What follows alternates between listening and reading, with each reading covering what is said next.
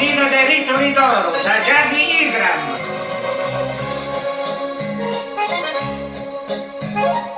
La scolpita in un tronco d'abete un bel pastorello,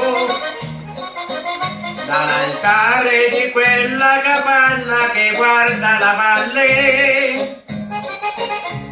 Poi qualcun coi colori e pennella la pitturata. Ora il simbolo di ogni viandante che passa di là.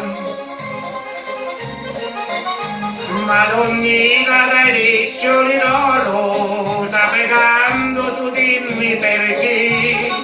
Perché l'uomo che suda in un campo per la donna che soffre da tempo. Tu d'estate sei sotto il sole ed inverno tra il gelo e la neve, ma il tepore della primavera circondata di fiori sei tu.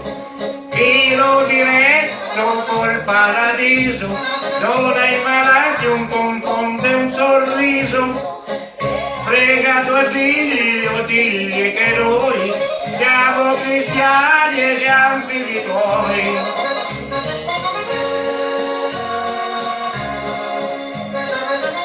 Dedicata al popolo di Facebook, di tutto il mondo.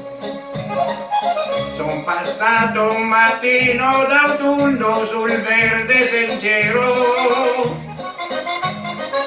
La Madonna dai riccioli d'oro non c'era mistero. Dalla nicchia deserta mancava quel dolce tesoro. Il viandante che passa davanti pregarti non può. Madonnina dai riccioli d'oro sta pregando, tu dimmi perché.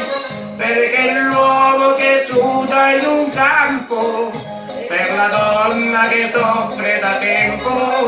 Tu d'estate sei sotto il sole ed inverno fra il gelo e la neve, ma il tepore della primavera circondata di fiori sei tu. Filo diretto col paradiso, non hai malati un confonde un sorriso. Prega tuo figlio, digli che noi siamo cristiani e siamo figli tuoi.